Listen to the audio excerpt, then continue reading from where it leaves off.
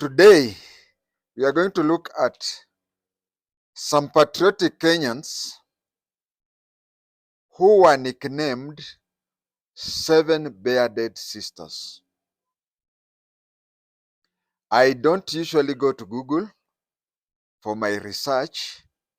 I usually do my research through my neck-top computer, and I also try to discuss with my age mates about things that happened during our time. But when I was discussing about the seven bearded sisters in Kenya, I talked to many of my age mates, including people whom we used to work with in the intelligence, and I found that for this particular topic and a few others, I found that there is a lot that they did not know. So, this story about seven bearded Kenyan sisters is not only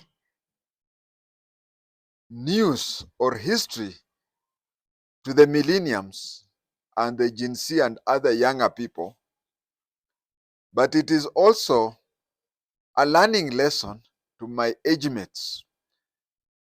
Not just my age mates whom we grew up together, no, including my age mates whom we worked with in the intelligence. This is one of the very few reports that I find even my colleagues in the intelligence did not know everything.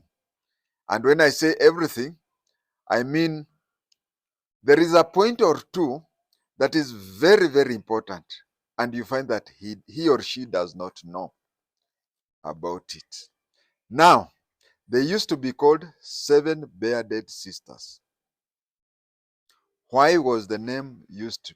First of all, the person who coined that name was the then Attorney General, Charles Mugane Njonjo. He's the one who branded them seven bearded sisters. Remember, there is three words there. Seven bearded sisters. There is a number of seven. Well, actually, they used to be around seven. Of course, they would reach six or even eight, but they were approximately seven. And most of them were men. Most of them were men. When we come to the naming, you'll realize that most of them, well, there were just one or two women here. But the reason why there were fewer women is that even in parliament, we had fewer women. Not like today. Today, we are even fighting to reach the gender rule, isn't it? But that time, women MPs were very, very few. So, the fact that there were two or so ladies there, it is because even the number of ladies in parliament were very few. So these were men, and there are sisters, seven bearded sisters. During those days, there used to be seven multinational oil companies. There used to be seven multinational oil companies which formed a committee, a secret committee whereby they used to overthrow most of the governments. Uh, the seven companies were called the Seven Sisters. There was no name bearded. The seven international companies were known as Seven Sisters. It was said that when the seven companies formed an opinion about your government, if they decided that your government is not cooperating with you, they would organize for your government to be overthrown. These, I'll not mention them, but you know the international companies. Seven of them. They would sit down, say, if you are lucky, you had six against you, one for you, then you'll continue. But if all the seven are against you, you'd find that you'd be overthrown. And that is why we even say in Kenya, there is wananchi na wenye inchi. I'll not go into wananchi and wenye inchi, but I'll say this. Remember when multi-party started, Paul Kamlesh Patni went to see various people, various political associations, and paid them money. It is only Jaramogi Oginga who came out openly and said, I'm refunding the money that I was given. So these are the people who play behind the scenes, play behind the scenes, and wait for you to do what? They play behind the scene and wait for you to choose whoever you choose. Even if you choose the person they don't want, they'll pocket that person. That is why Jimmy Wanjigi and Uhuru Ruto government were not on good terms. Jimmy Wanjigi aliwapanga, akasema Mudavadi should not come. He said Mudavadi should not come. That is when Nani said, I don't know which shetani aliingia.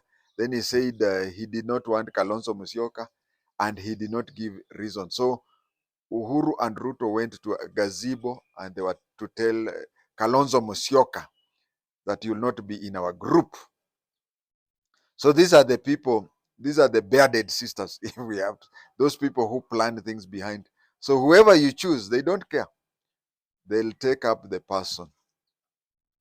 Now the seven sisters internationally were companies that had finance and could overthrow any people.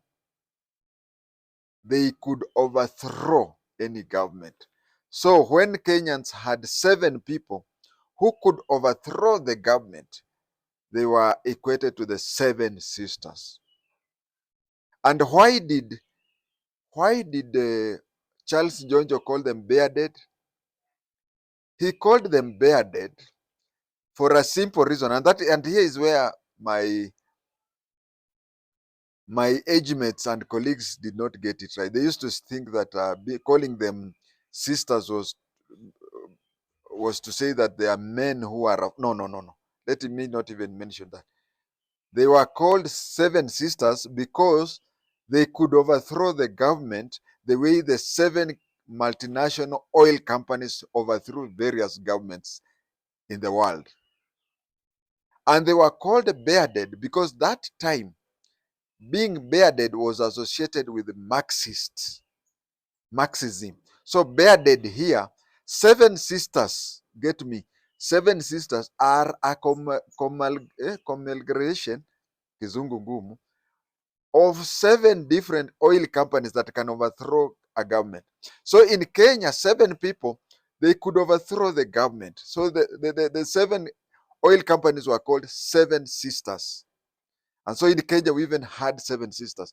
But the Kenyan 7 sisters were Marxists. They were Marxist, and that is why they were called bearded. Now you know. I can say there used to be changes, like Georgia Nyona and Abuya were considered members of the 7 bearded sisters. But you'll find that they were there in different times. They used to represent in the same constituency. Whenever Anyona was in detention, Abuya was there. So that is why you'll find 2 people from the same constituency being referred to as 7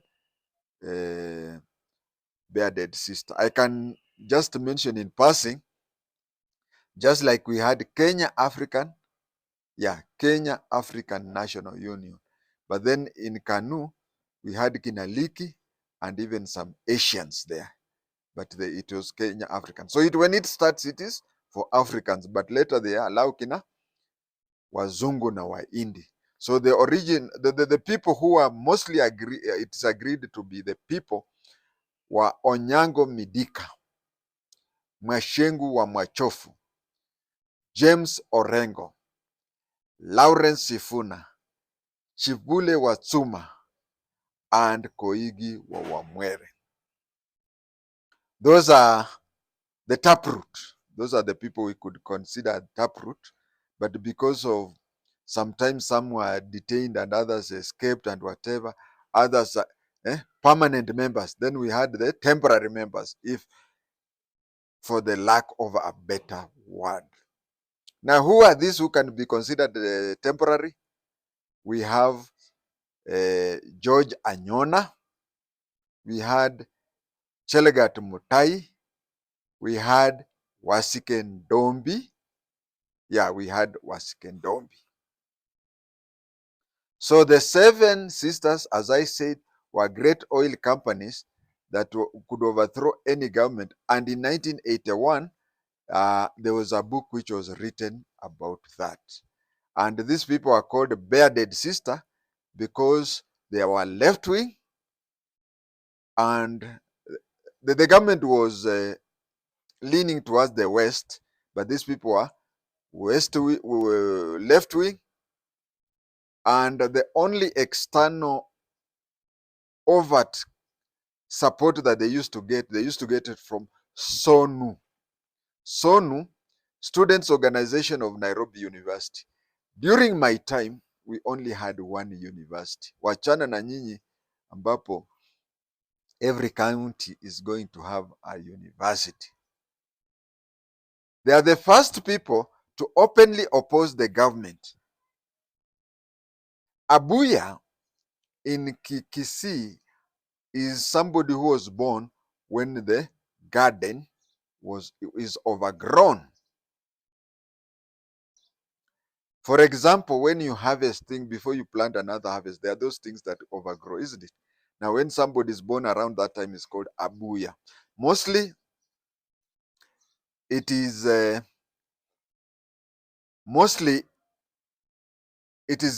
name given to female gender. But then, even among Luhya, we have names that go beyond the 2 genders. We have the name Juana, Mulongo, Hisa, Haoya. Such names are used interchangeably in the 2 genders. But among Kisis, Abuya mostly is meant for the female gender. In slums, we have bread, loaves of bread that is called abuya. Abuya. Now, this is what happened. In bakeries, we have loaves that are prepared. And if you look at one of the advertisements on TV by Churchill, he says that when the loaves are being checked and any slight mistake is found, the loaf is removed and rejected.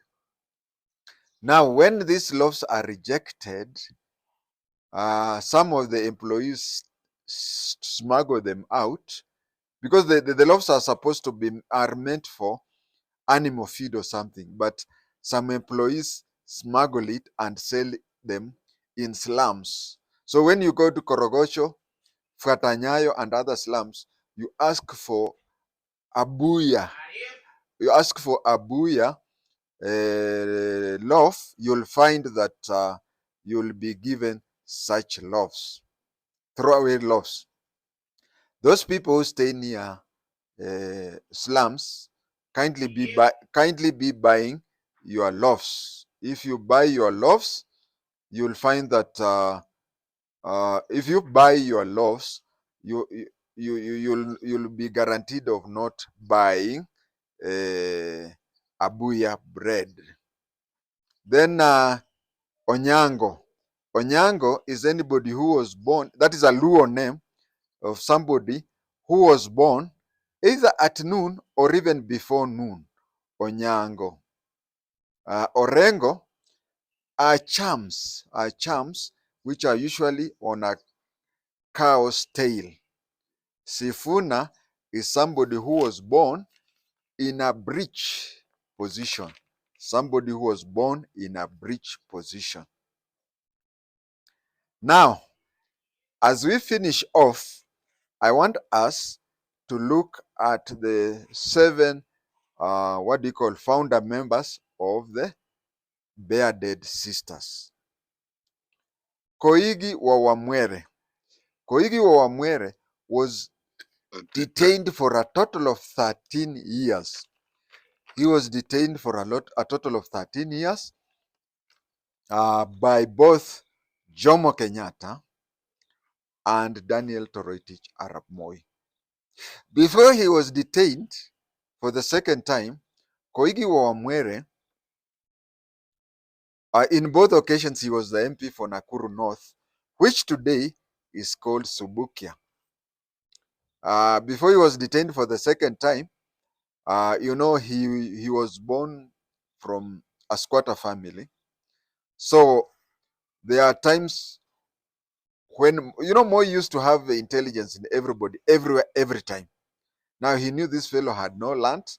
So he talked to Koigi wa Wamwere, and Moi used to have a very funny way of handling somebody.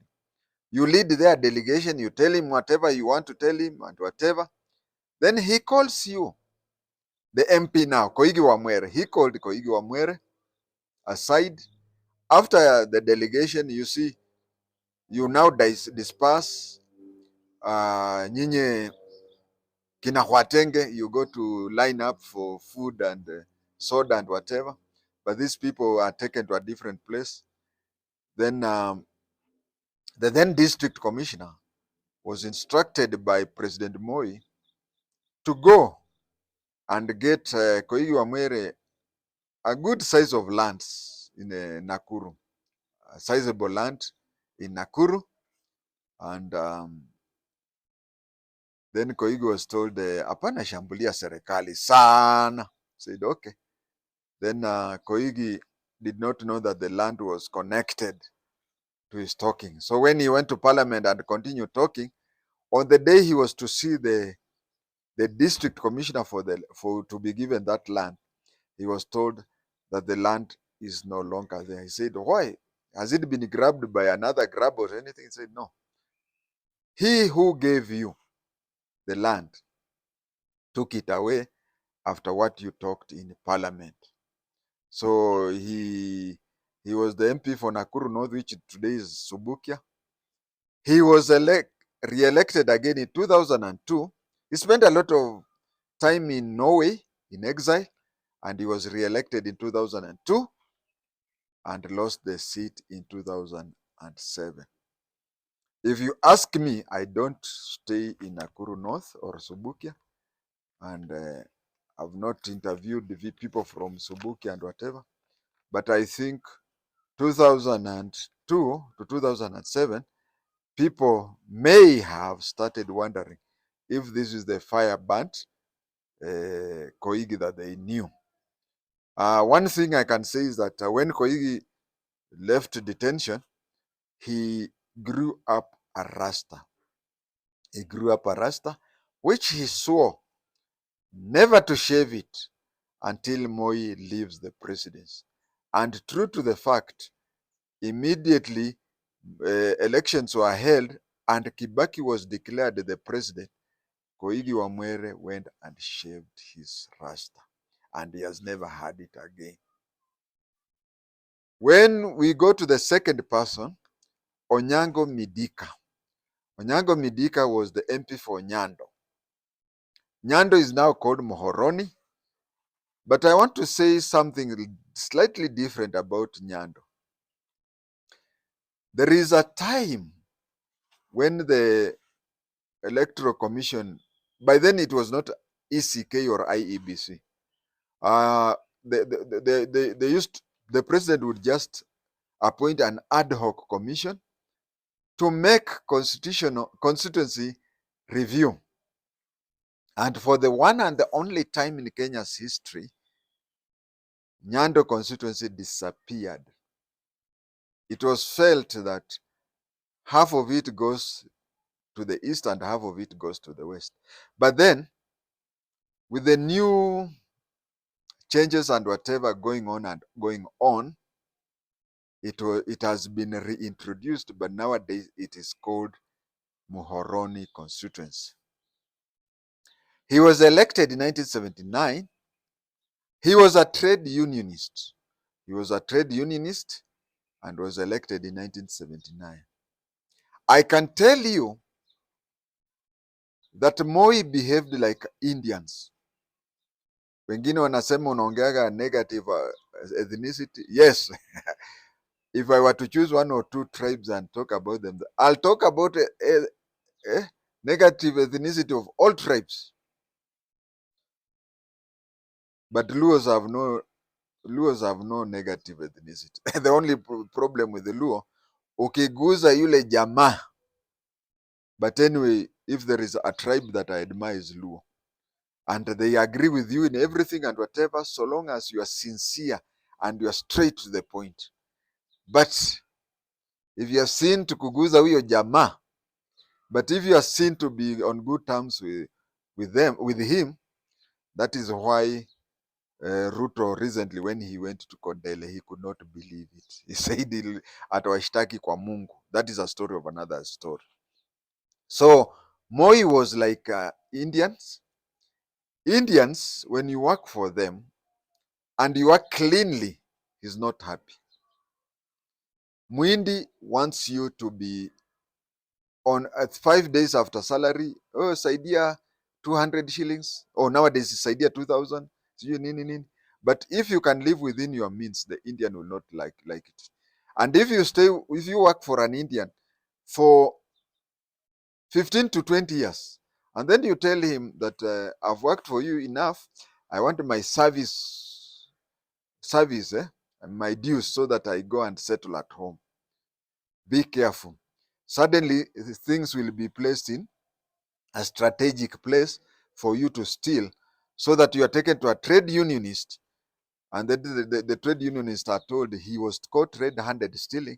Will he go to jail, or will he accept summary dismissal without benefits? So KANU was like Wahindi. They didn't like anybody with clean hands. You work for them, they want you to have a dirty past. And when Onyango Midika joined politics, he was already in the sugar union, and he had stolen some money in the sugar union. But you see, he was 1979, everybody was saying, fuata nyayo, fuata nyayo, fuata nyayo. So when he fuated nyayo, he was elected to be the MP for Nyando, and then he became one of the bearded sisters. When he became one of the bearded sister, then the government remembered, oh, is this not the fellow who had stolen the money from the sugar union? He was taken to court. And when he was taken to court, he even tried to refund the money. He said, okay, how much money is that? We tried to refund, and even the sugar union was ready to receive the money, but the government had decided that he has to go to jail. So he was jailed. And then after completing his jail term, he came back. He was elected in 1983, but he was given a cabinet post where he was muted, and he was not the firebrand of the past. The other one, the most active fellow, if I remember, if I'm not wrong, of the seven original bearded sister, the only one who is still active politically and otherwise is James Agri Orengo. James Agri Orengo. He was elected MP for Game in 1980 when he was only 29 years as a student leader of Nairobi University. This is what happened. And I have to tell you twice, but I'll tell you, this is the first time I'm telling you. You may have somebody, a neighbor, a chief, a landlord, an agent, an MCA, a governor, anybody in any position whom you don't like.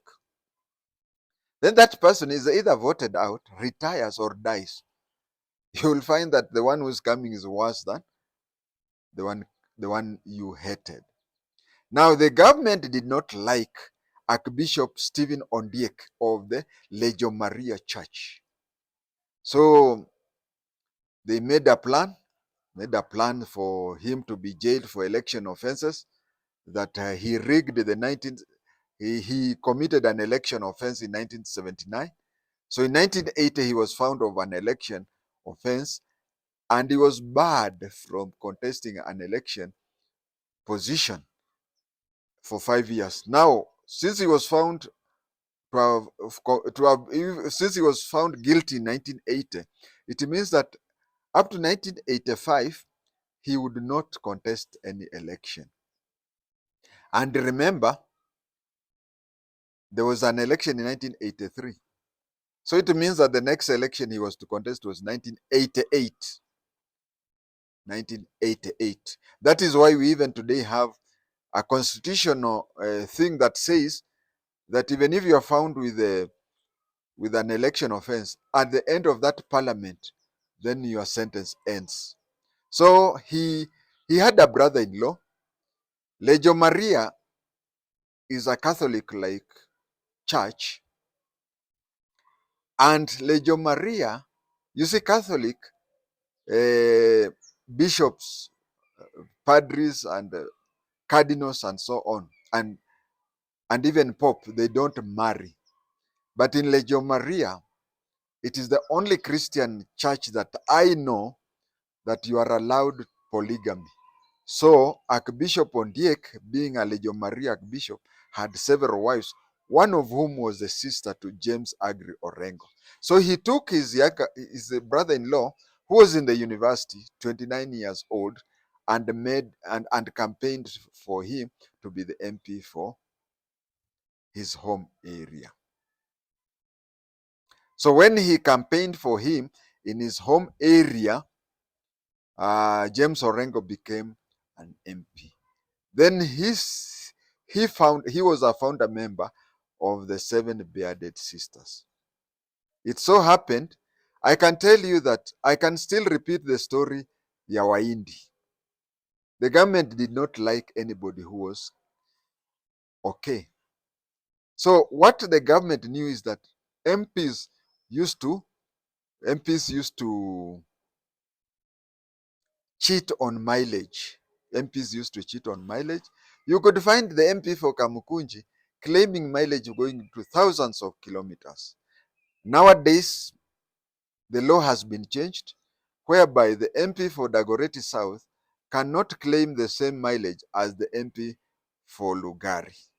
It is assumed that the MP for Lugari stays away, so he uses his vehicle more than the MP for Kamukunji.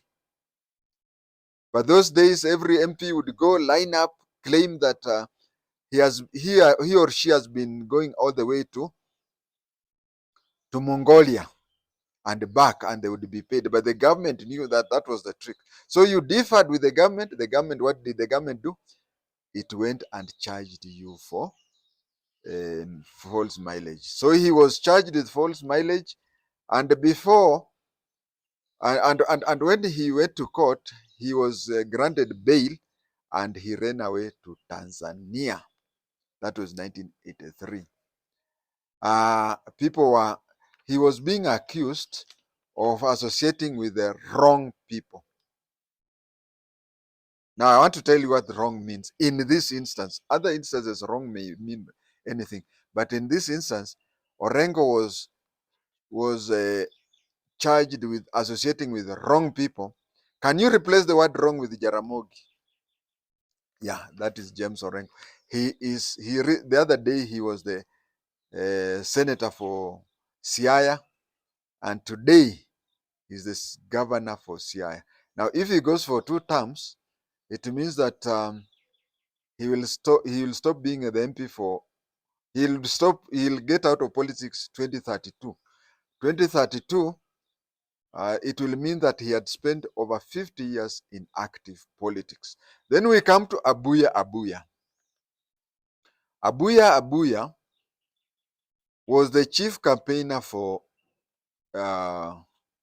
Anyona every time. But when Anyona was detained in 1979, Abuya Abuya campaigned.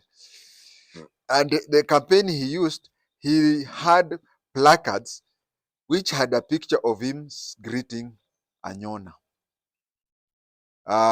He is one of the people who went to parliament, and at the time when an MP used to get 8,500 salary. He has never been paid his he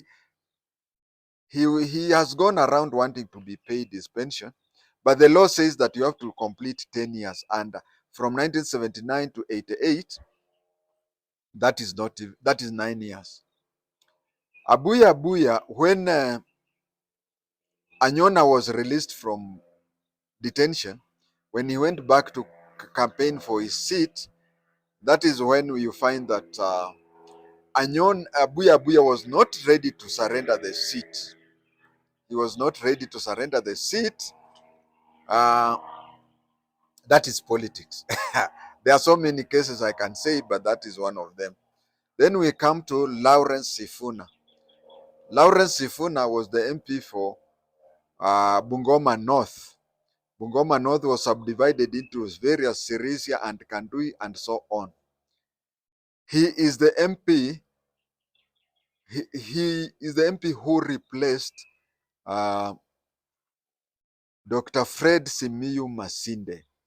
If you want to know about Simiyu Masinde, kindly remember that he is the MP for Madare. In Madare, we have a field called Masinde Field, and he was the MP for Madare who was elected posthumously after being murdered by special branch officers just next to the city mortuary. He was the MP for Bungoma North. He was replaced by Lawrence Sifuna. And Lawrence Sifuna was famous for his lorry. He used to have a line here. He used to have a line between his head, and he had it for the rest for as long as anybody can remember him. Lawrence Sifuna, in English we say he's an uncle, but in African languages we say he's the senior father to Senator Sifuna. And as I said, Sifuna means somebody who was born in a breech position. Then we had Mwachofu from Coast. He was called Karl Marx by Charles Njonjo. He was called Karl Marx by Charles Njonjo because he was the Marxiest of the Marxiest Kenyan ever had. He campaigned for Vundanyi seat. You call it Undanyi. Sisi watu Mgangenyika tunaita Vundanyi. He campaigned for Vundanyi seat in 1979 without using a single penny. Now, differentiate him with J.M. Kariuki. J.M. Kariuki was barred by the government from campaigning. So J.M. Kariuki, some years back, never campaigned because the government had barred him. The government refused that he should not campaign. So those days they used to give out permit. The district commissioner used to give out permit for campaign. So J.M. Kariuki was denied a permit to go and campaign by the district commissioner called Thuo. And then Mwachofu never campaigned, not because he never applied for a license from the DC. He never applied for a license from the DC. He just said that people know me. If they want to vote for me, they'll vote for me. If they don't want to vote for me, they'll not vote for me. So he never campaigned. He never used even a single cent. He never placed posters. The only amount he used, you see, we used to have money used. I don't know whether it is still there. If you want to contest for a certain seat, there is the nomination fee. Yeah. The only amount that Mwachofu ever used was the nomination fee.